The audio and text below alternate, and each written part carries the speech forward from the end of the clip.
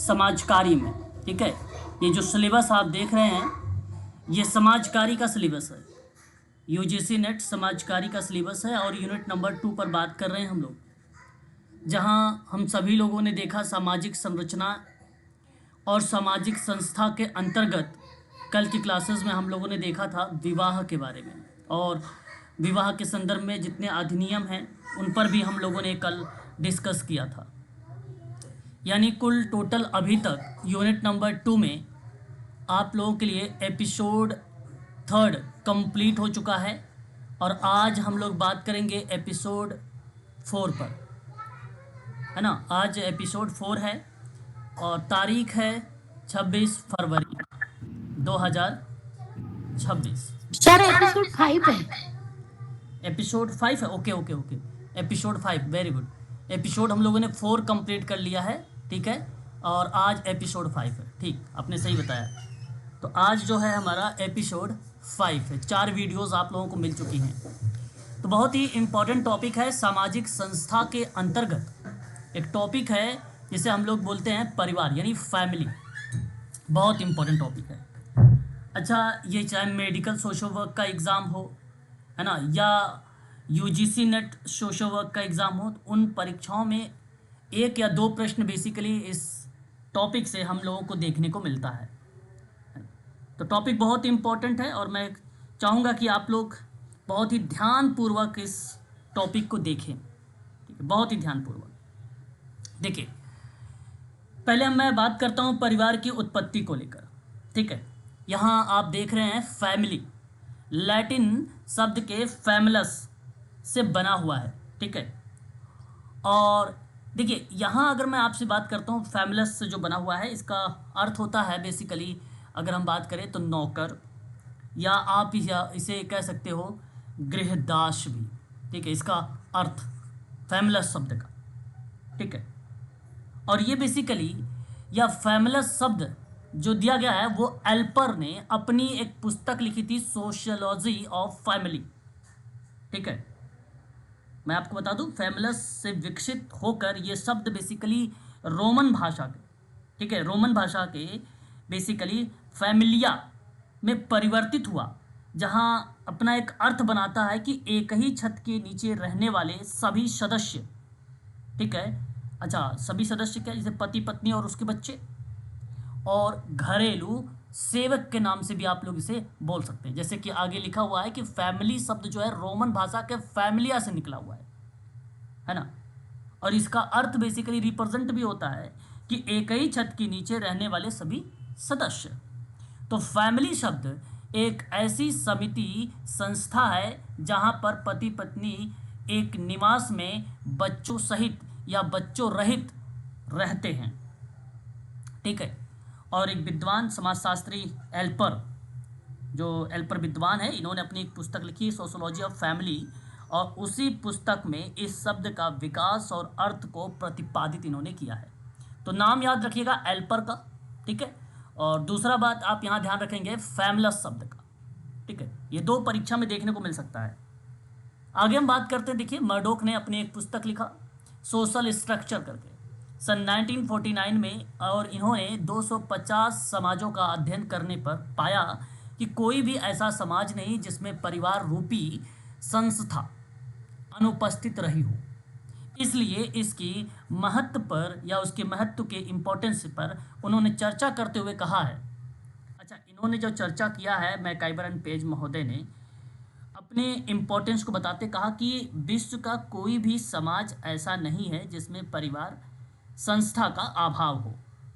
अतः परिवार एक सार्वभौमिक संस्था है, ये बात इन्होंने स्पष्ट कर दिया। परिवार बेसिकली एक सार्वभौमिक संस्था, परीक्षा में सवाल बन सकता है कि परिवार एक सार्वभौमिक संस्था है, ये किस विद्वान ने बोला है? तो मर्डोक ने बोला है, ये बात बताइएगा, ठीक है, ये बात आप जरूर बताइएगा। और यदि प्रश्न बनता है कि विश्व का कोई भी समाज ऐसा नहीं है जिसमें परिवार की संस्था अभाव रही हो, तो भी आप बताइएगा कि ये बात मर्डोक ने बोला है। सोशल स्ट्रक्चर की किताब कब लिखी? 1949 में लिखी। कितने समाजों का अध्ययन किया? तो 250 समाजों का इन्होंने तुलनात्मक अध्ययन किया है, ये बात आप ध्यान रखिएगा, ठीक है। इसके बाद देखिए एक और विद्वान आते हैं, मैकाइवर एंड पेज। ये बेसिकली मैकाइवर एक अलग नाम है, पेज भी एक अलग नाम है, तो ये दोनों बेसिकली सहपाठी हैं। तो मैकाइवर एंड पेज ने कहा कि संकट काल में व्यक्ति देश के लिए युद्ध करता है और शहीद हो जाता है, लेकिन परिवार के लिए तो वह जीवन पर्यंत परिश्रम करता है। तो संकट के समय बेसिकली व्यक्ति जो है देश के लिए युद्ध करता है, प्राण न्यौछावर कर देता है, परंतु परिवार के लिए वह जीवन भर परिश्रम करता है। तो इससे परिवार की अस्थाई और भावनात्मक सामाजिक महत्व स्पष्ट होता है। ये मैकाइवर एंड पेज के अनुसार। देखिए मर्डोक में और इनकी परिभाषा में थोड़ा सा बेसिकली अंतर है। मर्डोक कहते हैं कि परिवार सार्वभौमिक संस्था है, मैकाइवर एंड पेज कहते हैं कि परिवार में बेसिकली अस्थाई भावनात्मक और सामाजिक महत्व पाया जाता है। ठीक है, इस इनकी परिभाषा का ये अर्थ बेसिकली मैं आपको बता रहा हूँ, इसकी मीनिंग बता रहा हूँ। और कभी कभी प्रश्न ना मीनिंग से भी पूछा जाता है, इसलिए मीनिंग पता होना चाहिए कि इस परिभाषा का क्या मतलब बनता है, उसका अर्थ क्या बनता है। आगे बढ़ते हैं। अब देखिए कुछ विद्वानों ने अपनी परिभाषा में स्पष्ट करते हुए ये बोल रहे हैं और कह भी रहे हैं। परिभाषा है परिवार के अंतर्गत गिलबर्ट, साधारणतः परिवार में एक स्त्री और पुरुष का एक या एक से अधिक बच्चों के साथ अस्थायी संबंध होता है, उसे परिवार कहते हैं। ये बात गिलबर्ट ने कहा है, बहुत ही फेमस समाजशास्त्री हैं। परिवार की परिभाषा को इन्होंने सही रूप में स्पष्ट करते हुए एक बात कहा है कि इसमें पति पत्नी शामिल होते हैं, मतलब परिवार में स्त्री पुरुष शामिल होने का मतलब पति पत्नी शामिल होते हैं, और इसमें एक या उससे अधिक बच्चे भी हो सकते हैं, ऐसा भी इन्होंने कहा कि ये जो संबंध है ये टेम्परेरी है। ठीक है, सॉरी अस्थाई मत बताइएगा, अस्थाई फिक्स है, अस्थाई टेम्परेरी का मतलब अस्थाई हो जाएगा। ठीक है, इन्होंने जो ये संबंध बताया वो फिक्स बताया। परिवार के बेसिकली क्या है कि अस्थाई हो सकता है। ठीक है, और परिवार एक सामाजिक संस्था है। बस इसमें कुछ बातें नहीं, 3-4 केवल पॉइंट है। पहली पॉइंट है, आप ये नोट कर सकते हो कि पति पत्नी शामिल होते हैं। दूसरा पॉइंट आप नोट कर सकते हो एक या उससे अधिक बच्चे होते हैं उसमें। और तीसरे पॉइंट में आप कह सकते हो कि ये बेसिकली फिक्स होता है, अस्थाई होता है। और चौथा पॉइंट कह सकते हो कि परिवार बेसिकली सामाजिक संस्था है। और ये बात सत्य कहते हैं गिलबर्ट महोदय। ठीक है, याद रखिएगा। उसके बाद एक परिभाषा आती है बर्गेस और लॉक के अनुसार। परिवार ऐसे व्यक्तियों का समूह है जो विवाह, रक्त अथवा गोद लेने के संबंधों द्वारा एक दूसरे से बंधे रहते हैं और एक गृहस्थी का निर्माण करते हैं।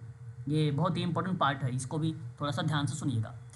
बर्गेस और लॉक भी एक महत्वपूर्ण समाजशास्त्री हैं। परिवार की परिभाषा को शुद्ध स्पष्ट करते हुए इन्होंने परीक्षा के अनुकूल बनाने का प्रयास भी किया। जैसे कि अगर मैं कहूँ कि आगामी परीक्षा में सवाल बना सकता है तो ये पॉइंट्स बना सकता है। कई पॉइंट्स इसमें बेसिकली परिवार से रिलेट होते हैं। जैसे परिवार के सदस्य में अगर हम बात करें, विवाह, ठीक है, रक्त संबंध या गोद लेने से जुड़ा हुआ है, ये बात सही है और इसको ध्यान में रखिएगा। अब जहाँ पर भी आप देखिए विवाह, रक्त संबंध, गोद लेने से कोई क्रिया जुड़ी हुई है परिवार के अंतर्गत, तो वो एक साथ बेसिकली क्या कर रहे हैं, वहाँ पे निवास कर रहे हैं, क्योंकि एक दूसरे से बंधे हुए हैं। इसका अर्थ दर्शा रहा है कि ये एक साथ निवास करते हैं। ठीक है, और गृहस्थी का निर्माण भी करते हैं, मतलब वे गृहस्थी चलाने के लिए संगठित इकाई बनाते हैं।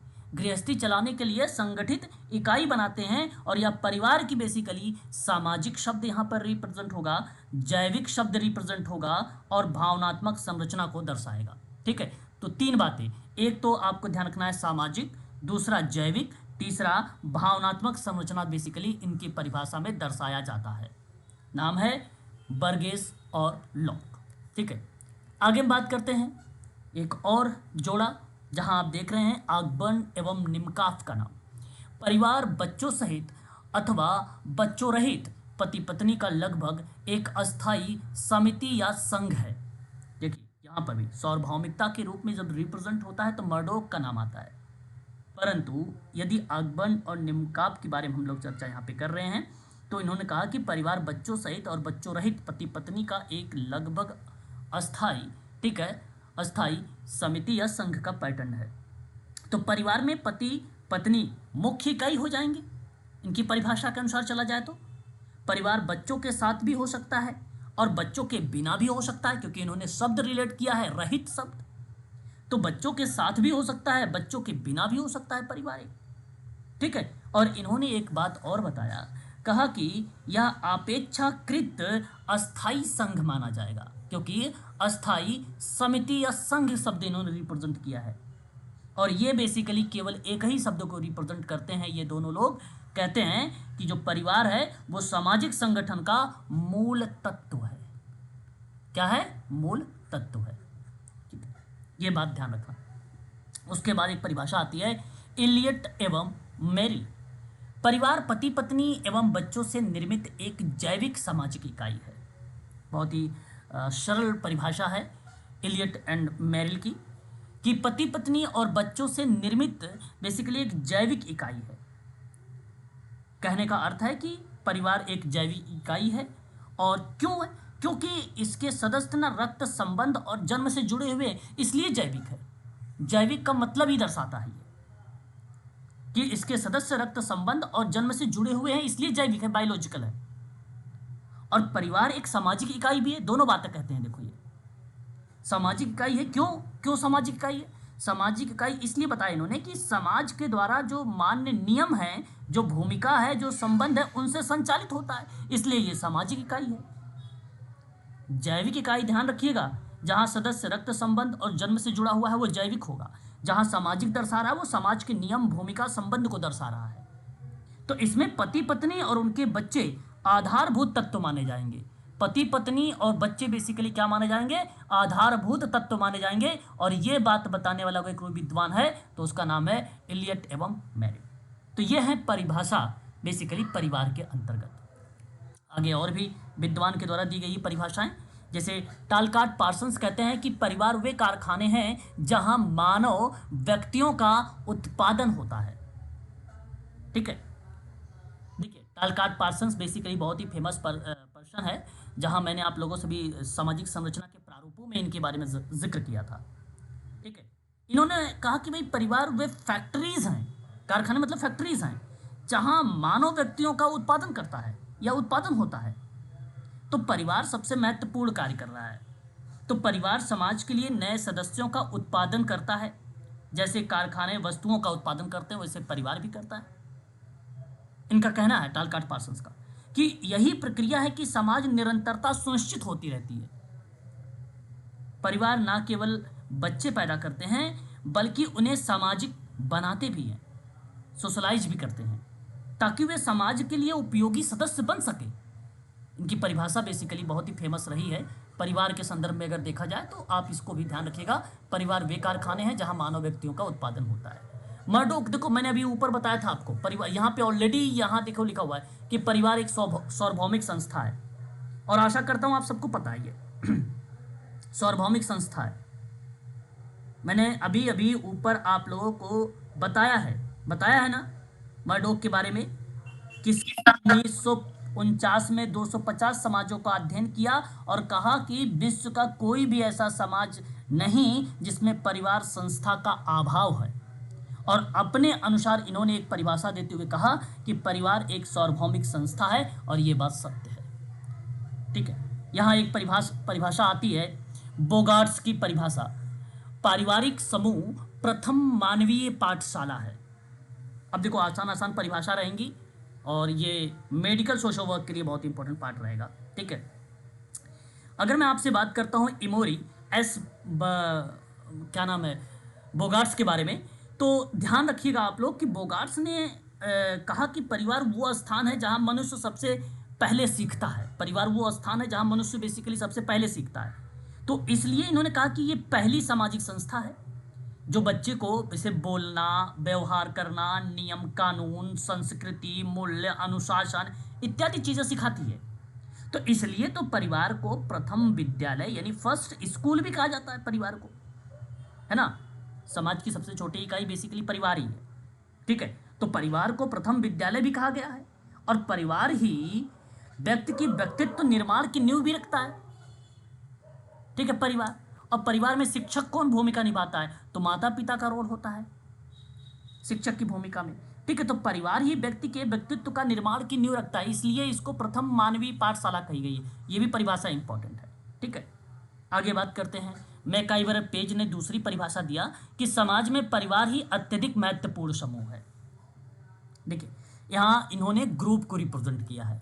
ठीक है, क्या बोलने का प्रयास कर रहे हैं, ये कह रहे हैं कि परिवार वो समूह है जिनके बिना समाज की कल्पना ही नहीं की जा सकती। इनका कहने का मतलब यही है कि परिवार मानव जीवन का पहला सामाजिक समूह है और पहला पाठशाला है, तो ये बोगार्ट्स कहते हैं, और पहला सामाजिक समूह है, तो ये नाम जो रिप्रेजेंट होता है वो मैकाइवर पेज का रिप्रेजेंट होता है। यही व्यक्ति को संस्कृति, मूल्य, अनुशासन, सामाजिक व्यवहार, भावनात्मक सुरक्षा इत्यादि चीज़ें प्रदान की जाती हैं। इसलिए परिवार को सामाजिक इकाई या सामाजिक जीवन की मूल इकाई के रूप में रिप्रेजेंट किया जाता है। एक वो आता है, लोककृतियाँ आती हैं, कोटेशंस आता है कि बेसिक यूनिट ऑफ सोसाइटी का स्टेटमेंट किसने दिया है, यानी सामाजिक जीवन की मूल इकाई किसने बोला है, तो मैकाइवर एंड पेज। ये बात आप लोग थोड़ा सा ध्यान रखिएगा, फिर से सुन लीजिए।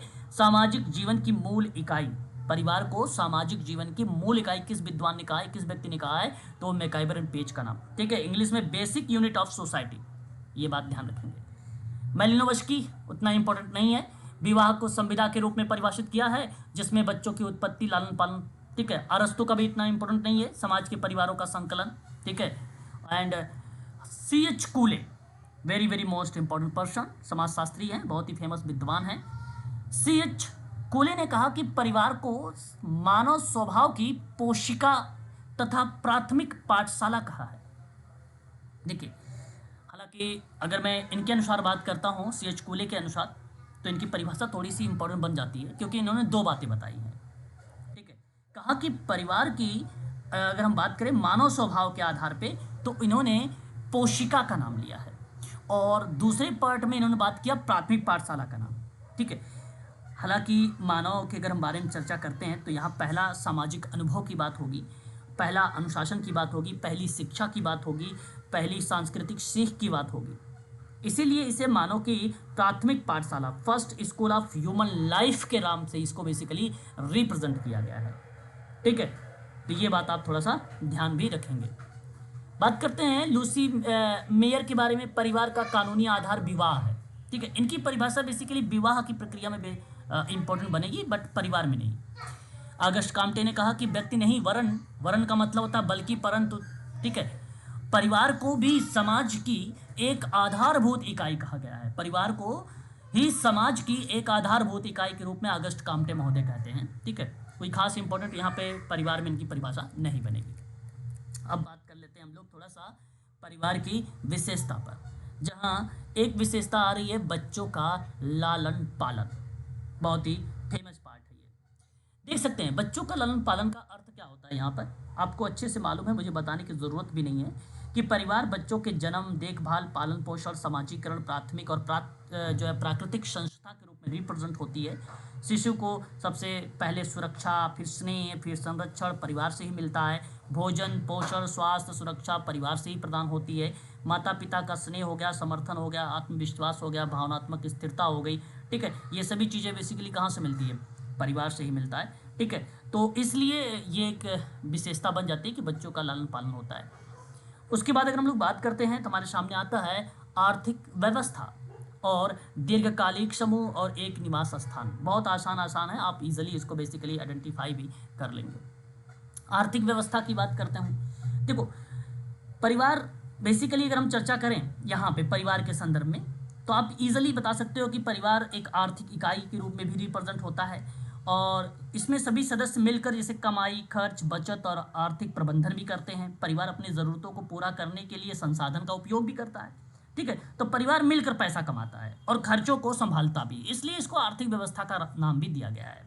ठीक है, अच्छा, लॉन्ग टर्म ग्रुप की बात अगर हम करते हैं तो परिवार के सदस्य एक ही घर में, ठीक है, ये दीर्घकालिक समूह की बात हो रही है। मेरा कहने का मतलब है कि परिवार के सदस्य एक ही घर या एक ही घर में निवास स्थान में रहते हैं और एक ही घर में रहते हैं, है ना, मतलब कॉमन रेसिडेंस है। तो परिवार की मुख्य पहचान बेसिकली अगर हम चर्चा करें तो परिवार एक ही घर में साथ साथ रहने वाले लोगों का ग्रुप है, इसलिए इसे लॉन्ग टर्म कहा गया है एक प्रकार से।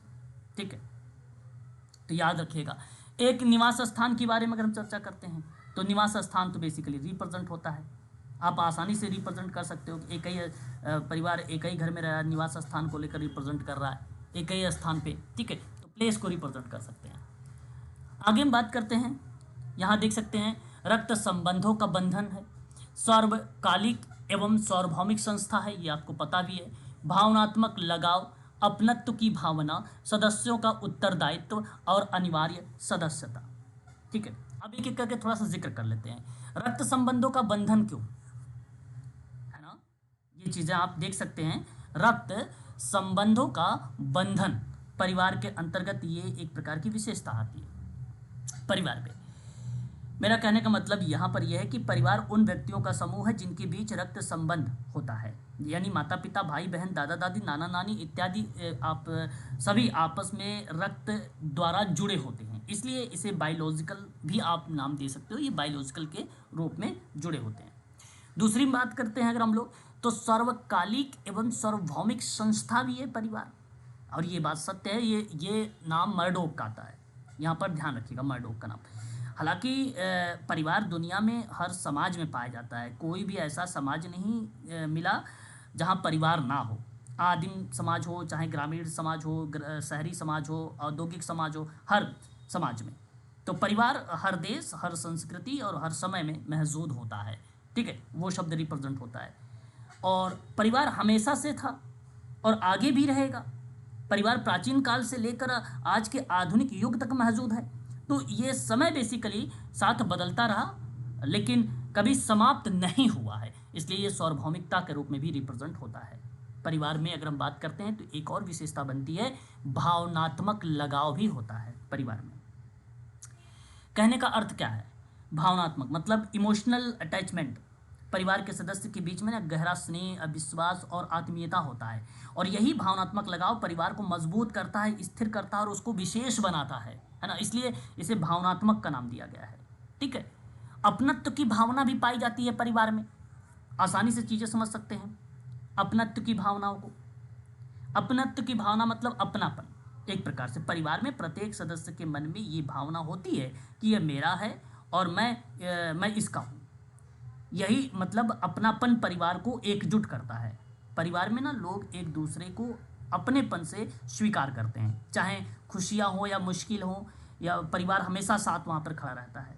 और यही भावना किसी नियम से नहीं बल्कि दिल से पैदा होती है, तो इसको कहा जाता है कि अपनत्व की भावना होता है परिवार में, ठीक है। परिवार में सदस्यों का उत्तरदायित्व, अनिवार्य सदस्यता, सामाजिकरण, सामाजिक नियंत्रण एवं प्रभावी साधन और परिवार समाज की मौलिक इकाई, ये सभी बेसिकली एक प्रकार से अगर हम बात करें तो परिवार की विशेषताएं हैं। मैं बात करता हूं सदस्यों का उत्तरदायित्व को लेकर। देखो, परिवार में प्रत्येक सदस्य का कुछ ना कुछ कर्तव्य होता है ना, और जिम्मेदारी भी होता है। जैसे बच्चों को पालना, बुजुर्गों की देखभाल करना, एक दूसरे की मदद करना, इसलिए परिवार में हर व्यक्ति एक दूसरे के लिए बेसिकली जिम्मेदारी निभाता है, तो इसलिए सदस्यों का उत्तरदायित्व शब्द भी आता है। अनिवार्य सदस्यता का मतलब है बेसिकली परिवार में सदस्यता जन्म, विवाह, गोद लेने से मिलती है, और इसमें व्यक्ति स्वेच्छा से नहीं चुनता है, प्राकृतिक रूप से ये मिल जाती है ना। तो परिवार का सदस्य बनना प्राकृतिक और अनिवार्य हो जाता है यहाँ पर, इसलिए अनिवार्य सदस्यता भी है ना। सामाजिकरण, परिवार पहली पाठशाला है और यही बच्चा बोलना, व्यवहार करना, संस्कार, मूल्य, नियम इत्यादि सीखता है। तो परिवार इंसान को समाज में रहने का तरीका सिखाता है, इसलिए सामाजिकरण बहुत इंपॉर्टेंट शब्द है, बहुत इंपॉर्टेंट है, ठीक है। और सामाजिक नियंत्रण का प्रभावी साधन, परिवार अपने नियम, अनुशासन, संस्कारों के माध्यम से सदस्यों के व्यवहार को नियंत्रित करता है।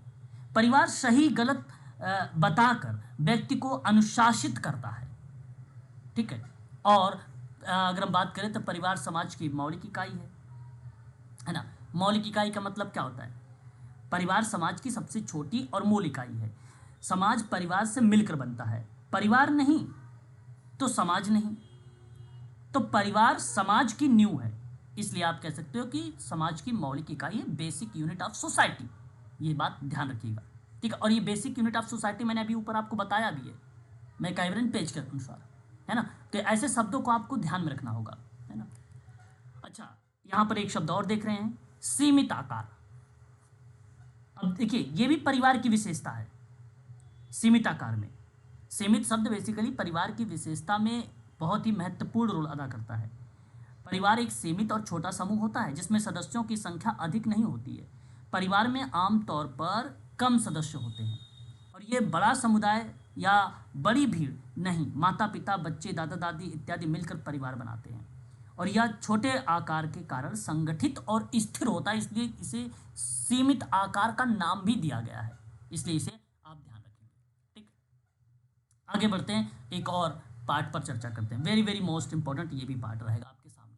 ठीक है, परिवार की उत्पत्ति के संबंध में प्रतिपादित प्रमुख सिद्धांत है, जिनमें सबसे पहला सिद्धांत आता है शास्त्रीय सिद्धांत, जिसके प्रतिपादक हैं प्लेटो और अरस्तु। हालांकि अभी तक परीक्षा में ये सवाल नहीं बनाया गया, कुछ सिद्धांतों से सवाल बनाए गए हैं, अभी हम आपसे चर्चा करेंगे।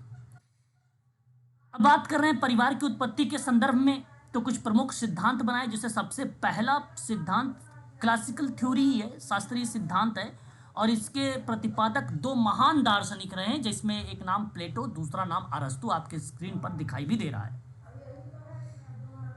परिवार की उत्पत्ति बेसिकली अगर हम चर्चा करते हैं इसमें, तो प्लेटो का क्या रोल रहा है थोड़ा सा सुनिएगा।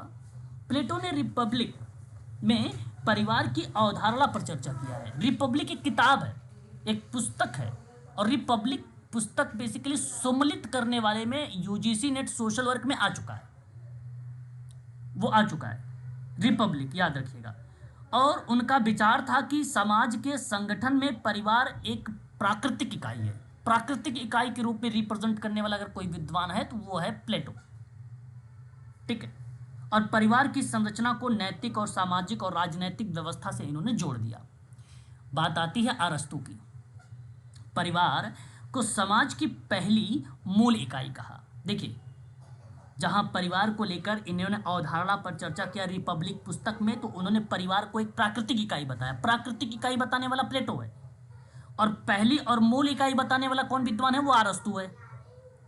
तो मनुष्य स्वभाव से बेसिकली सामाजिक प्राणी है, इसलिए परिवार उसकी प्राकृतिक आवश्यकता से उत्पन्न होता है। ये बात अरस्तु साफ शब्दों में बोल देते हैं, और यही सिद्धांत परिवार की उत्पत्ति में आप देख सकते हैं पुरुषों का महत्वपूर्ण भूमिका प्रदान करता है। और यह सिद्धांत के अनुसार कहा गया कि परिवार का आरंभिक रूप पितृसत्तात्मक था, और इस सिद्धांत को 1861 में हेनरी मेन ने इसे आगे बढ़ाया।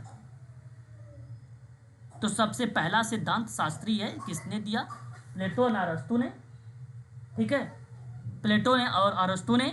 परिवार मानव जीवन की प्राकृतिक आवश्यकता है, समाज की पहली इकाई है, ये बात आपको ध्यान रखना है। इसमें परिवार की उत्पत्ति के आधार पर कई सिद्धांत बेसिकली रिप्रेजेंट किया। 1861 में बेसिकली हेनरी मेन ने इसको आगे बढ़ाया, ये बात आप ध्यान रखेंगे।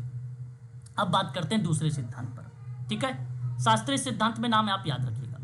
ठीक है, यौन साम्यवाद का सिद्धांत का प्रतिपादक मॉर्गन, फ्रेजर और ब्रीफॉल्ट तथा लुबोक के द्वारा दिया गया। ठीक है, अब इसमें थोड़ा सा ध्यान रखिएगा। यौन साम्यवाद एक सिद्धांत रहा है, थ्योरी ऑफ प्रिमिटिव का नाम दिया गया है, या ग्रुप मैरिज के नाम से बेसिकली इसको संबोधित भी किया गया है। ठीक है, इसमें कई विद्वानों का नाम देखने को मिला है। सबसे ज़्यादा अगर कोई फेमस नाम है तो वो बेसिकली लेविस हेनरी मॉर्गन का नाम आप ध्यान रखिएगा। दूसरा नाम जेम्स जे फ्रेजर का नाम, ये नाम भी फेमस रहा है। ठीक है, और ब्रीफॉल्ट का भी नाम आप देख सकते हैं यहाँ पे, इनका भी नाम कहीं ना कहीं रहा है, लुबोक का भी, लेकिन खासकर मॉर्गन और फ्रेजर का नाम काफ़ी इंपॉर्टेंट रहा है। तो मेरा कहने का अर्थ ये है कि बेसिकली इन्होंने प्रारंभिक मानव जीवन में परिवार का स्वरूप आज जैसा नहीं है। सभी पुरुष सभी स्त्रियों के पति माने जाते थे, और सभी स्त्रियां सभी पुरुषों को पत्नी मानी जाती थी, क्योंकि ये ग्रुप विवाह का पैटर्न था, इसलिए प्रिमिटिव इसे कहा भी गया था, इसे ग्रुप मैरिज भी कहा गया था इस यौन साम्यवाद के सिद्धांत को। ठीक है, हालांकि मॉर्गन की किताब पढ़ेंगे आप, मॉर्गन की बहुत फेमस किताब है एशियंट सोसाइटी, है ना, एशियन सोसाइटी किताब पढ़िएगा गूगल पे, तो आपको मिलेगा कि प्रारंभिक समाज में ग्रुप मैरिज का प्रचलन जो था वो किस तरीके की था और क्या भूमिका थी, आपको वहाँ पर देखने को मिल जाएगा मॉर्गन की पुस्तक में। तो इन्होंने आरंभिक रूप से रक्त संबंधों पर बेसिकली आधारित चीज़ों को बताया था। फ्रेजर ने आदिम समाजों के रीति रिवाज और मिथक कुछ अध्ययन किए थे और उन्होंने बताया कि यौन संबंधों पर कोई प्रतिबंध नहीं है, इसलिए परिवार सामूहिक रूप से अस्तित्व में था, उनका कहना ये था। ठीक है, इसके अलावा और भी इस तरीके से अगर हम बात करते हैं, मैकमिलन का भी नाम, ठीक है, ब्रिफॉल्ट का नाम, लुबोक का नाम, सबके अलग अलग भूमिकाएं रही हैं, अपने अपने विचार उन्होंने प्रकट किए हैं, लेकिन दोनों का नाम खास कर याद रखिएगा।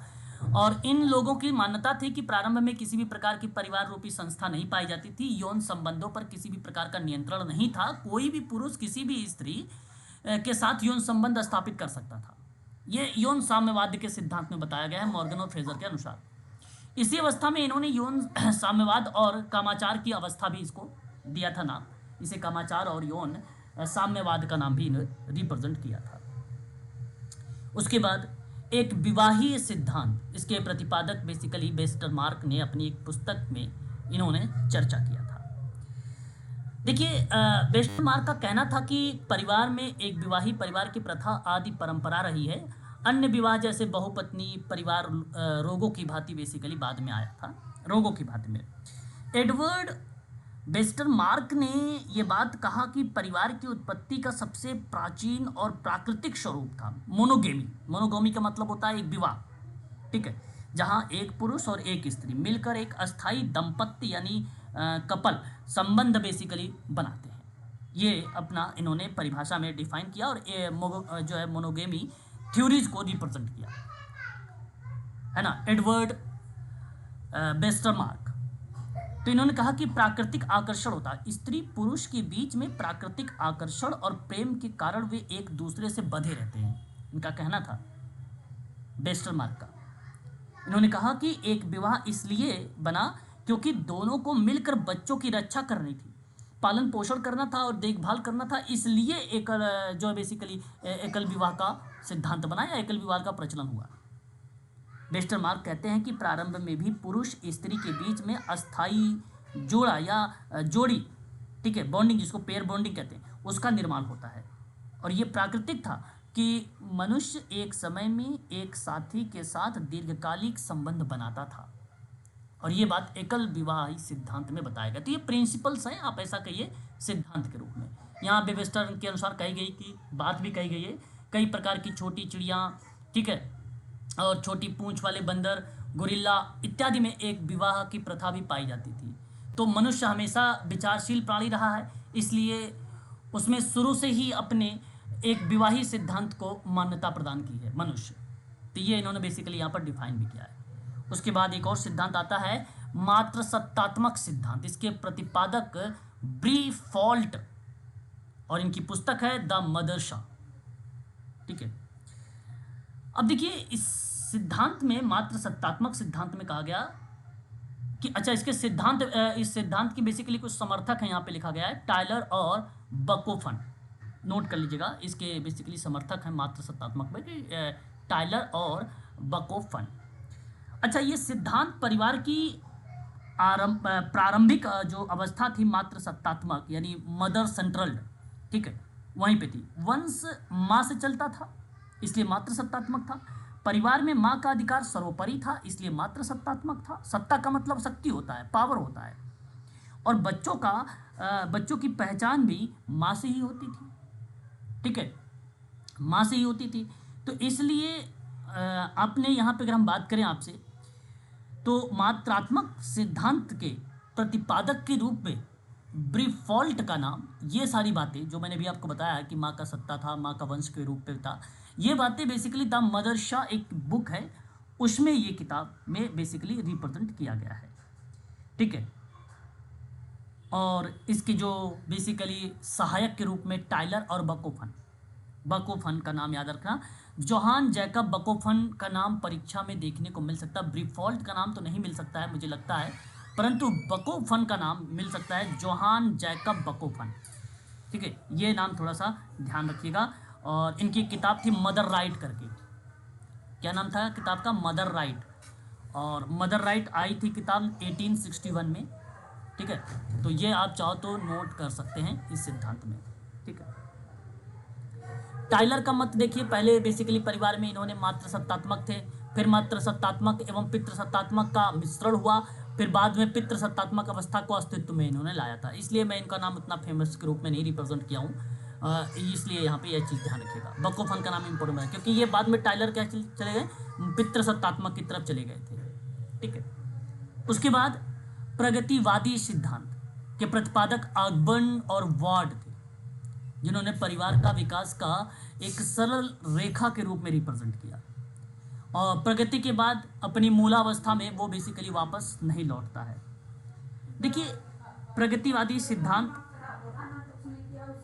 ऑगबर्न और वार्ड के द्वारा बेसिकली रिप्रेजेंट किया गया, लेस्टर एफ वार्ड के द्वारा। परिवार का विकास सीधी रेखा में सरल और क्रमबद्ध रूप से हुआ है। परिवार का विकास एक प्राकृतिक, सरल और सतत प्रक्रिया रही है, ना कि अचानक उथल पुथल भरे चरणों से हुआ है। इनका मतलब है एक सरल रेखा में वही प्राकृतिक रूप से चीजें बेसिकली रिप्रेजेंट की गई है। तो इन्होंने कई सिद्धांतों के रूप में बेसिकली रिप्रेजेंट किया है। तो आप यहाँ पे नोट कर लीजिए, अगर कोई नाम पूछता है परीक्षा वगैरह में तो आप ध्यान रखिएगा कि इन्हीं सिद्धांतों को, अच्छा सिद्धांत हम लोग पढ़ रहे हैं कौन सा, मात्र सत्तात्मक वाला है ना, कौन सा पढ़ रहे हैं भाई, यहाँ पे देख लीजिए, सॉरी प्रगतिवाद पढ़ रहे हैं ना, हाँ प्रगतिवादी सिद्धांत, ठीक है, मात्र नहीं पढ़ रहे हैं, प्रगतिवादी, प्रगतिवादी। अब प्रगतिवादी सिद्धांत के अंतर्गत, ठीक है, ध्यान रखना है आप लोगों को कि इसमें किस तरीके से वार्ड महोदय ने लेस्टर एफ वार्ड रिप्रेजेंट इन्होंने किया है, और कहा है कुछ सिद्धांतों का खंडन करते हुए। एक तो इन्होंने बोला मात्र सत्तात्मक, ठीक है। दूसरा इन्होंने बोला है साम्यवाद, तीसरा इन्होंने बोला है विवाह आधारित, और चौथा रिप्रेजेंट किया इन्होंने शास्त्रीय सिद्धांत, ठीक है। इन सब की जटिलता को अस्वीकार कर दिया और एक सरल विकास क्रम के रूप में क्या कर दिया, उन्होंने स्वीकार किया। तो जो जटिलता थी उसको उन्होंने दूर करने का प्रयास किया है, ठीक है। एक सरल और रेखीय यानी लीनियर प्रक्रिया में इन्होंने रिप्रेजेंट करते हुए प्रगतिवादी सिद्धांत को बताया है, ऑगबर्न और वार्ड ने, ठीक है। उसके बाद आर्थिक सिद्धांत, यहाँ पे नाम देखिए इंपॉर्टेंट है। परिवार में आर्थिक सिद्धांत के जो प्रतिपादक हैं राल्फ लिंटन है, ठीक है। तो राल्फ लिंटन क्या कहते हैं कि बढ़ने के साथ साथ एक विवाह की मान्यता भी देते हैं। ये देखिए, परिवार की उत्पत्ति आर्थिक कारणों पर आधारित था, इसलिए इन्होंने राल्फ लिंटन ने आर्थिक कारण बताए हैं। परिवार की जड़ आर्थिक है, धार्मिक और भावनात्मक नहीं है, ये बात कहने वाला राल्फ लिंटन है। पारिवारिक संरचना विकास का उत्पादन के साधनों पर निर्भर करता है, दैट मीन आर्थिक यानी इकोनॉमी या इकोनॉमिक प्रिंसिपल पर बेसिकली बेस्ड था। आर्थिक सहयोग की वजह से पति पत्नी, बच्चे और परिजन एक इकाई में रहते हैं, ठीक है। तो राल्फ लिंटन का नाम याद रखिएगा, आर्थिक सिद्धांत के प्रतिपादक हैं। परिवार का आधार जो है आर्थिक आवश्यकता है, परिवार का आधार आर्थिक आवश्यकता है, ये बात कौन बोलता है, तो राल्फ लिंटन बोलते हैं, ठीक है। उद्विकासीय सिद्धांत में प्रतिपादक बकोफन का नाम आता है, लेकिन मॉर्गन भी इस सिद्धांत की विस्तृत व्याख्या करते हैं, हमने ऊपर थोड़ा सा देखा इनके बारे में, ठीक है। बकोफन ने परिवार के उद्विकासी रूप में 4 चरणों को कामाचार, ठीक है, इन्होंने कामाचार की स्थिति जैसे बहुपति विवाह परिवार, ठीक है, बहुपत्नी विवाह परिवार और एक विवाही परिवार के रूप में बेसिकली इन्होंने रिप्रेजेंट किया है। ये बेसिकली क्या है, एक उद्विकासी के आधार पे बताया है इन्होंने परिवार का एक विस्तृत चर्चा, जैसे बहुपत्नी एक विवाही परिवार के बकोफन के द्वारा बेसिकली रिप्रेजेंट किया गया है, ठीक है। तो ऊपर आप लोग ने अभी देखा है परिवार के सिद्धांतों पर बात अभी आपने ये किया है। तो हमने क्या पढ़ा, हमने पढ़ा परिवार का बेसिक अवधारणा, परिवार की परिभाषाएं, परिवार की विशेषताएं, फिर उसके बाद हमने देखा कुछ सिद्धांत भी परिवार के अंतर्गत, ठीक है, इंपॉर्टेंट है परीक्षा के लिए, ठीक है। ये सारी चीज़ें आपको ध्यान में रखना पड़ेगा, हम आपसे प्रैक्टिस भी करवाएंगे, आप निश्चिंत रहिए। ये टॉपिक समाप्त होने के बाद इसके संदर्भ में आपको प्रश्न भी देखने को मिलेंगे, ठीक है। अब चर्चा करते हैं यहाँ पर आगे मॉर्गन के द्वारा परिवार के उद्विकासी वर्गीकरण पर। मॉर्गन ने अपने परिवार, ठीक है, के विकास को 5 चरणों में दिया है, ठीक है, समरक्त विवाह के रूप में, समूह विवाह के रूप में, ये 5 चरण बता रहा हूँ। और यहाँ पर ध्यान रखिए सिंडेसिमन परिवार, ठीक है, पितृसत्तात्मक परिवार, और एक लास्ट है एकल या एक विवाही परिवार। ये बेसिकली आप कह सकते हैं कि 5 भागों में इन्होंने इसका वर्गीकरण किया है। हम आप एक एक करके आपसे बात करते हैं। लुइस एच मॉर्गन, ये सारी बातें 5 चरण कहाँ पर मिलेंगे? पहली बात आपको ध्यान रखना होगा एक पुस्तक का नाम, ठीक है, प्राचीन समाज या एशियंट, ठीक है, एशियंट सोसाइटी, ये किताब का नाम है, ठीक है, और इस किताब में आप पढ़ोगे तो ये 5 चरण मिल जाएंगे। तो इन्होंने पहले बोला समरक्त विवाह। अच्छा देखो, ये सबसे प्रारंभिक रूप में ना भाई बहन आपस में विवाह कर सकते थे। ये मैं बता रहा हूँ समरक्त विवाह के बारे में। इसमें इन्होंने बताया कि सबसे पहले प्रारंभिक रूप में भाई बहन आपस में विवाह कर सकते थे। पूरा परिवार रक्त संबंध के आधार पर संयुक्त रूप से रहता था, तो वो समरक्त परिवार का पैटर्न था। तो जिसमें देखो यहाँ पे लिखा है, इसमें यौन स्वच्छंदता अर्थात समान स्थिति वाले व्यक्ति पिता पुत्री बहन भाई के बीच विवाह करने की कोई प्रतिबंध नहीं था, यानी कर सकते थे। तो संयुक्त रूप से बेसिकली ये चीज़ें समरक्त विवाह को रिप्रेजेंट करता था। उसके बाद एक आया ग्रुप यानी समूह विवाह। यहाँ मॉर्गन ने कहा कि ऐसे परिवार में जिसमें सामूहिक विवाह का प्रचलन था, जिसमें एक परिवार के सभी भाइयों का विवाह एक दूसरे परिवार के सभी बहनों से होता था, और इसमें प्रत्येक व्यक्ति हर स्त्री का पति, ठीक है, होता है, और प्रत्येक स्त्री सभी पुरुषों की पत्नी होती है। और यह विवाह समूह यानी ये अगर हम बात करें समूह विवाह का रिप्रेजेंट करता था, जहाँ ऑस्ट्रेलिया की अगर हम बात करें तो मायोरी और ब्राज़ील के काइगन और साइबेरिया की चुकची जनजाति में बेसिकली ये पाया जाता था।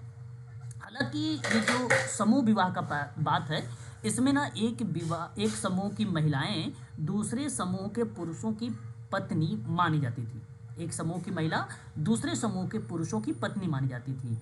यानी विवाह जो है व्यक्तिगत नहीं बल्कि सामूहिक आधारित था। ये भाई बहन विवाह पर रोक लगनी शुरू हुई थी इसी ग्रुप विवाह के अंतर्गत है।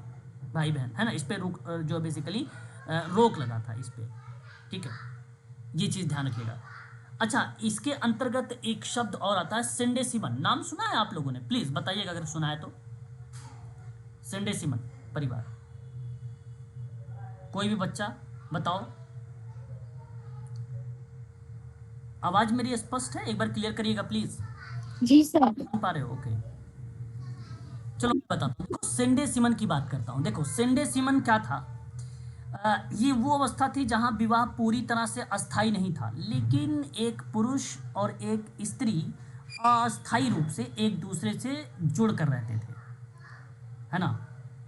मतलब एक पुरुष और एक स्त्री अस्थाई रूप से, अस्थाई नहीं था, टेम्परेरी था, तो एक दूसरे से जुड़ कर रहते थे। इसमें अनियमित एक पत्नी एक पति के रूप में या संबंध के रूप में भी जाना जाता था इसको। तो इसमें पति पत्नी का संबंध कैसा था? अस्थाई था। संबंध अस्थाई नहीं था, परंतु पूर्व से ग्रुप विवाह से अधिक संगठित था ये। इसमें पुरुष एक स्त्री से या स्त्री एक पुरुष से संबंध रखती थी, लेकिन यह संबंध हमेशा अस्थाई नहीं था। यह मात्र संरचनात्मक या संरचना के करीब था। बच्चों की जिम्मेदारी मां पर अधिक थी, पिता का जिम्मेदार स्पष्ट रूप से नहीं था इसमें, सिंडेसिमन में। तो इस परिवार में विवाह यद्यपि एक ही स्त्री के साथ होता था, लेकिन पुरुष परिवार की सभी विवाहित स्त्रियों के साथ यौन संबंध रख सकता था। तो सिंडेसिमन में भी ये शब्द बेसिकली रिप्रेजेंट किया गया मॉर्गन के विकास के क्रम में, सिंडेसिमन। उसके बाद आता है पितृसत्तात्मक। अच्छा, पितृसत्तात्मक क्या था?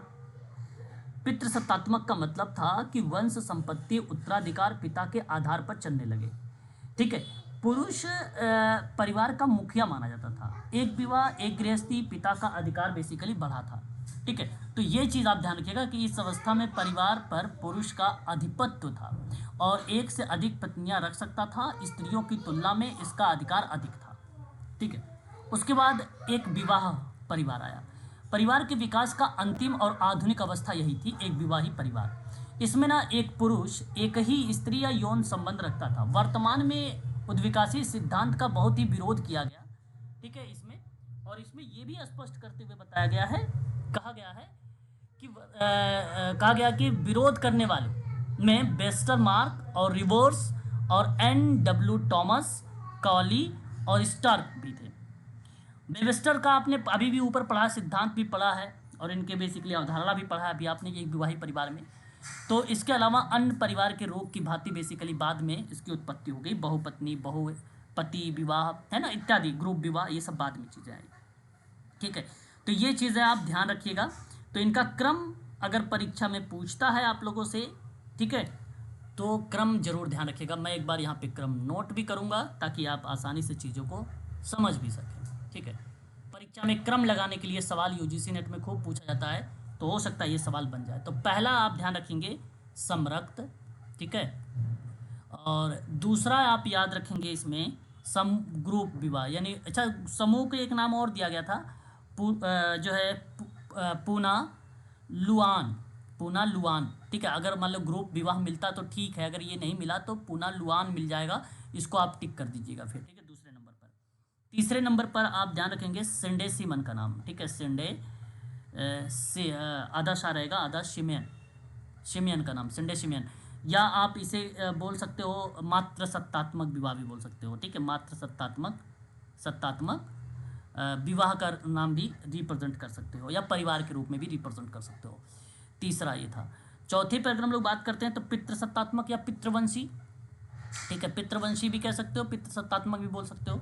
पांचवा यानी एक विवाह, है ना, एक विवाह। अच्छा, एक विवाह के अंतर्गत अगर मान लो एक पत्नी परिवार आ जाए या एक पति परिवार आ जाए, तो ऐसे शब्द भी आ जाए तो भी आपका ऑप्शन वहाँ पे करेक्ट हो जाएगा। तो बट ये ध्यान रखिएगा, मॉर्गन के द्वारा ये बेसिकली परिवार विकास के प्रमुख चरण हैं, मॉर्गन के द्वारा, ठीक है, किसके द्वारा, मॉर्गन के द्वारा, परिवार के बेसिकली चरण, ठीक है। तो ये क्रम आपको याद रखना है, या स्क्रीनशॉट ले लो, एक बार आप इसे ज़रूर देख लीजिएगा, ठीक है, काफ़ी इंपॉर्टेंट रहेगा आप लोगों के लिए, और हम चाहेंगे भी कि इसको आप ध्यान भी रखेंगे, ठीक है। क्लियर है, एक बार स्पष्ट करिए प्लीज़। सर। ओके, बहुत बढ़िया। चलिए आगे बात करते हैं अब परिवार के प्रकार, है ना, very very most important topic, परिवार के प्रकार। देखो आप भली भांति तरीके से शब्दों से ये रूबरू हैं परिवार के प्रकार में। संख्या के आधार पर परिवार के प्रकार दिया गया है, केंद्रीय परिवार या नाभिक परिवार, दूसरा संयुक्त परिवार, है ना, और तीसरा विस्तृत परिवार, ठीक है। ये बेसिकली 3 प्रकार के परिवार की व्याख्या की गई, बट ध्यान रहे संख्या के आधार पे है। किसके आधार पे? संख्या के आधार पे है, ठीक है।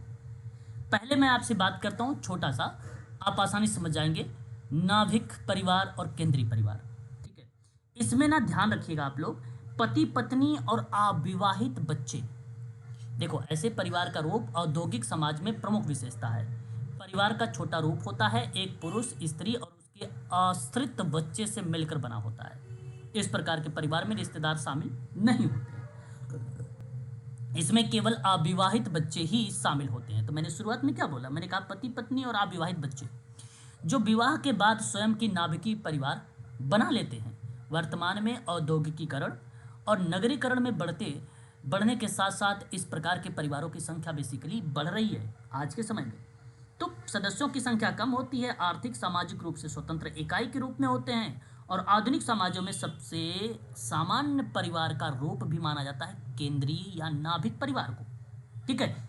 इसे स्मॉल फैमिली के नाम से भी रिप्रेजेंट कर सकते हैं आप लोग, ठीक है, याद रखिएगा इसको। अब बात करते हैं लार्ज फैमिली के बारे में। लार्ज फैमिली का मतलब होता है संयुक्त परिवार, यानी जॉइंट फैमिली की बात मैं कर रहा हूँ।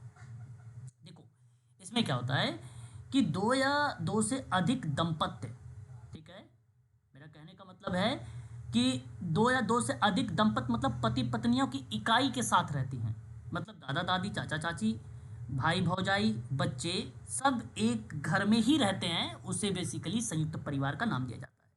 तो सामूहिक दंपत्ति, सामूहिक जीवन और सामूहिक उत्तरदायित्व जैसे शब्द यहाँ पे रिप्रेजेंट होते हैं। जैसे आप देख सकते हो कि 3 या 3 से अधिक पीढ़ियों के सदस्य एक साथ एक ही घर में रहते हैं, जिसमें सामूहिक संपत्ति होती है, सामूहिक पूजा में भाग लेते हैं, एक ही रसोई का बना भोजन करते हैं, सभी सदस्य किसी न किसी नातेदारी इस व्यवस्था से जुड़े भी होते हैं। और इसमें दादा दादी, माता पिता, चाचा चाची, चचेरे भाई और उनकी पत्नियां, विधवा बहनें, बच्चे इत्यादि शामिल होते हैं। जेडी मेन ने अपनी एक पुस्तक लिखी, हिंदू द एंड कस्टम। इस पुस्तक में मालाबार के नायरों में प्रचलित संयुक्त परिवार का भारवाड़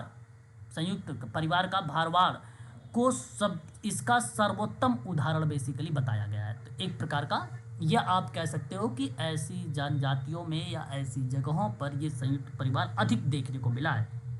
भारत में पारंपरिक रूप से सबसे अधिक पाया जाने वाला अगर कोई परिवार है तो वो जॉइंट फैमिली। बट अब तो विघटन हो रहा है ना भारत में। नहीं तो पहले बहुत था, ग्रामीण एरिया में आज भी है, लेकिन ग्रामीण में भी विघटन का जो पार्ट है वो शुरू हो चुका है जॉइंट फैमिली का। बट ऐसा नहीं होना चाहिए, जॉइंट फैमिली सबसे अच्छी फैमिली होती है ना। उसके बाद बात करते हैं विस्तृत परिवार। ठीक है, मतलब ये भी आप कह सकते हो एक प्रकार से एक्सटेंडेड फैमिली है ये। ठीक है, एक्सपेंडेड फैमिली के नाम से भी इसको रिप्रेजेंट किया जाता है। इसे आवर्धिक परिवार भी कहा जाता है। अब यूजीसी नेट कहता है ना, एक नए नए वर्ड पूछता है, तो ये देखो नोट कर लो, एक नया वर्ड है आवर्धिक, है ना, आवर्धित परिवार इसको बोला जाता है, आवर्धित परिवार बोला जाता है इसको। अच्छा, ये होता क्या है, ये नाभिकीय परिवार में, जैसे अभी आपने ऊपर पढ़ रहे थे, ऊपर वाला पहला वाला, नाभिकीय परिवार में किसी और रिश्तेदार का जुड़ना हो जाए तो वो बेसिकली विस्तृत परिवार का पार्ट हो जाएगा। बट इसमें जुड़ना क्या, दादी, नानी, मौसी, मामा, विधवा बहन इत्यादि, बेसिकली उसमें कोई ना कोई जुड़ रहा है, बस इतना ही बात है। तो नाभिकीय और संयुक्त परिवार के बीच की एक अवस्था है ये विस्तृत परिवार, जहाँ सामाजिक सहयोग और भावनात्मक सुरक्षा, ठीक है, जैसे शब्द यहाँ पर रिप्रेजेंट होते हैं। ठीक है, तो याद रख सकते हो।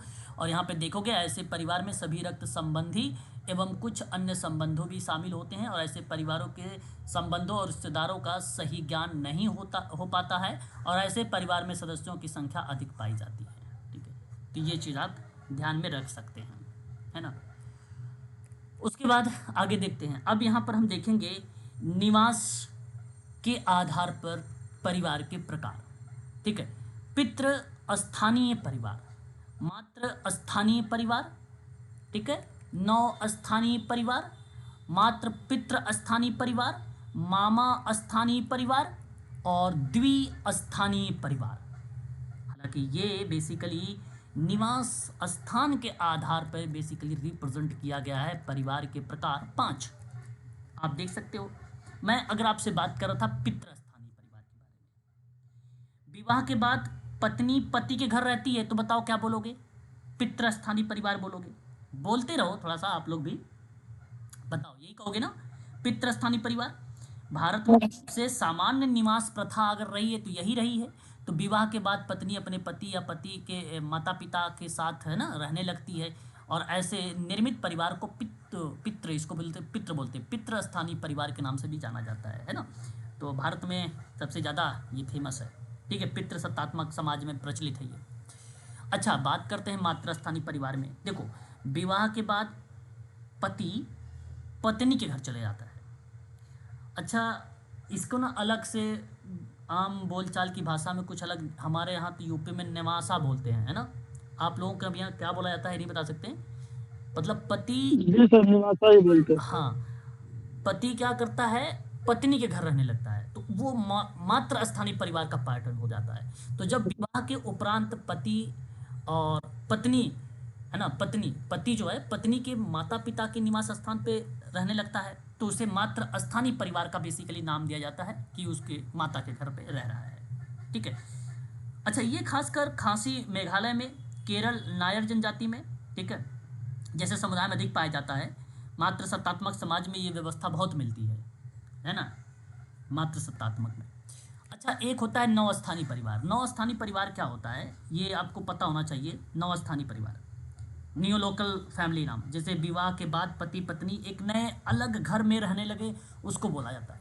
जब परिवार में पति पत्नी विवाह के बाद ना पति के लोगों के साथ और ना ही पत्नी के पक्ष के लोगों के साथ रह रहा है, तो ऐसे में बेसिकली एक नया घर बना के रह रहा है, नव स्थानीय परिवार उसको नाम दिया जाता है। ठीक है, ये आधुनिक शहरों समाज में सबसे ज़्यादा प्रचलित है। ये नाभिकीय परिवार का एक आधार भी रहा है, नाभिकीय परिवार का, केंद्रीय परिवार का, जो अभी मैंने ऊपर बताया था आपको, है ना, संख्या के आधार पर।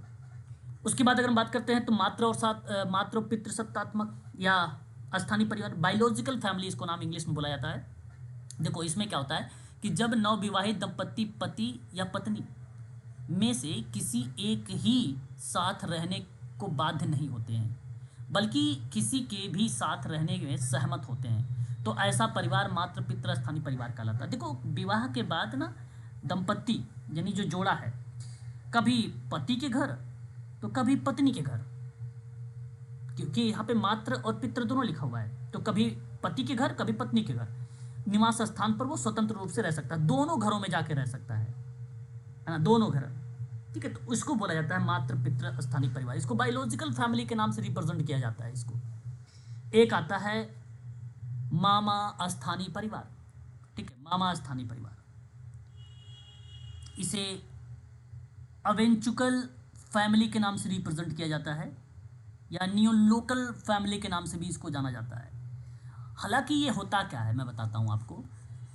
मामा स्थानीय परिवार, विवाह के बाद दंपत्ति पत्नी, जो पत्नी है वो मामा यानी मातृ पक्ष के भाई, पिता के भाई मामा के घर रहने लगता है।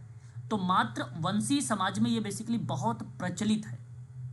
बच्चों का पालन पोषण माँ के भाई के घर के लोग करते हैं, माँ के भाई के घर के लोग करते हैं, मतलब मामा के यहाँ। तो इसका मतलब है कि नवविवाहित दंपत्ति पति की माँ के भाई अर्थात मामा के परिवार में जाकर रहने लगता है, और यह परिवार, यहाँ पे परिवार होगा, यह परिवार की व्यवस्था बेसिकली ये इस तरीके की जो परिवार की व्यवस्था मिलती है ट्रोवियाड द्वीप समूह में देखने को मिला है, ज़्यादा प्रचलित।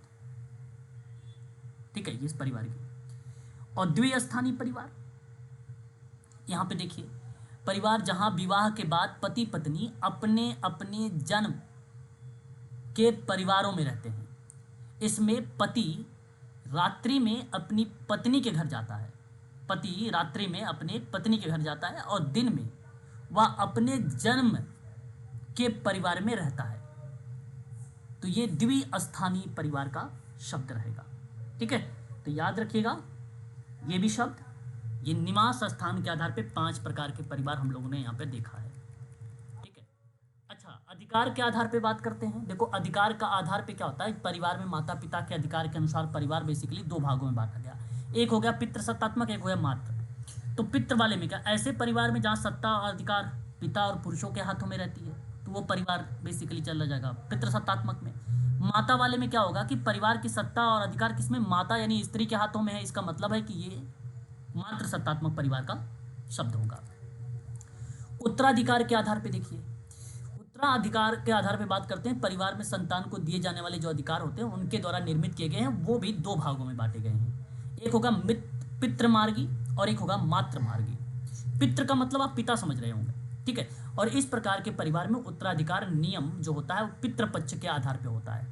और मातृमार्गी में क्या होता है कि इस प्रकार के परिवार में उत्तराधिकार का जो नियम लागू होगा वो मातृ पक्ष के आधार पे लागू होगा, यानी माता के पक्ष की तरफ से। ठीक है, और वंश के नाम के आधार पे बात करते हैं। तो देखो वंश के नाम के आधार पे अगर हम लोग बात करेंगे तो यहाँ पे कई टाइप होता है। ठीक है, पितृवंशीय परिवार, मातृवंशीय परिवार, उभयवाहीय परिवार और द्विनामी परिवार।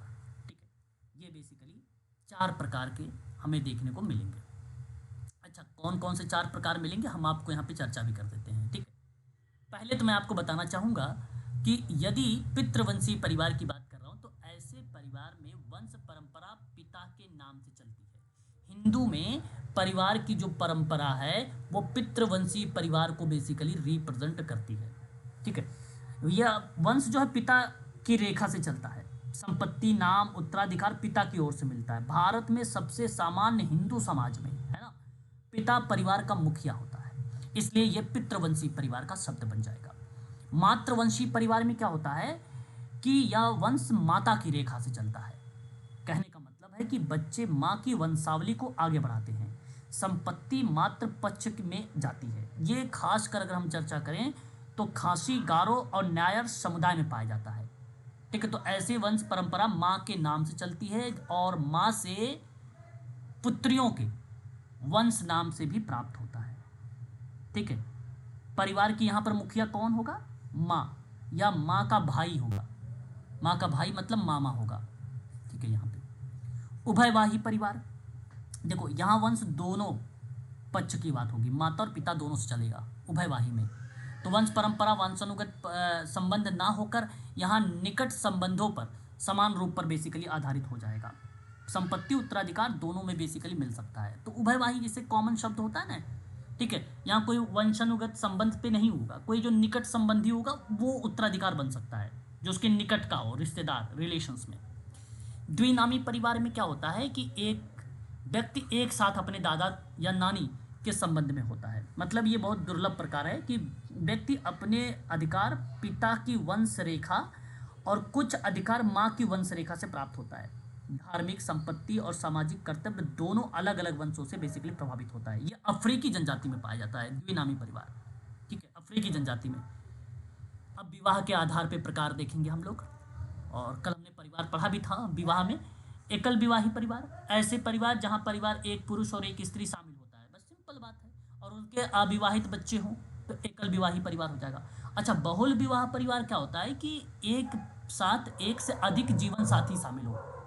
मतलब ऐसे परिवार में अनेक रूप पाए जाते हैं, जैसे मैं आपको नीचे दिखा रहा हूँ परिवार के प्रकार में, देख सकते हो। बहुपत्निक परिवार हो गया। ठीक है, ऐसे परिवार में एक पुरुष एक से अधिक स्त्री हो गई तो बहुपत्नी हो जाएगी ये। ठीक है, हालांकि इस समाज में स्वीकार, पहले बेसिकली इस विवाह को बेसिकली स्वीकार किया जाता था। भारत में ऐसे परिवार नागा और बैगा और गोंडा जनजाति में बेसिकली पाया जाता है बहुपत्नी। और बहुपति विवाह परिवार था एक, ऐसे परिवार में एक समय में एक स्त्री एक से अधिक पुरुष हो तो उसे बहुपति विवाह कहा गया।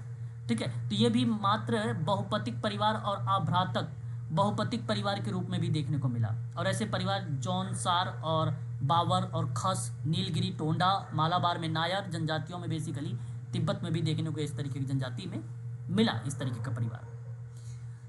ग्रुप यानी समूह परिवार की बात करते हैं, जब कई भाई और कई पुरुष मिलकर स्त्रियों के एक समूह में विवाह करते हैं और सभी पुरुष सभी स्त्रियों के समान रूप से पति हो, तो ऐसे में इस परिवार को समूह विवाह का रूप भी दिया गया। अभी आपने ऊपर भी पढ़ा था इसके बारे में थोड़ा सा। ठीक है, तो ये था विवाह के प्रकार। ठीक है, अब कल हम लोग देखेंगे और कल प्रैक्टिस भी करेंगे। ठीक है, कल हम लोग प्रैक्टिस भी करेंगे और चीज़ों को पढ़ेंगे कि विभिन्न विचारकों के अनुसार परिवार के और कितने वर्गीकरण हैं, और इसके संदर्भ में MCQs भी देखेंगे विवाह और परिवार के संदर्भ में। ठीक है, ये थोड़ा इंपॉर्टेंट टॉपिक था, इसलिए मैं आप लोगों को थोड़ा सा डीप में लेके चला हूँ। ठीक है, तो आज के लिए बस इतना ही रखें प्लीज़।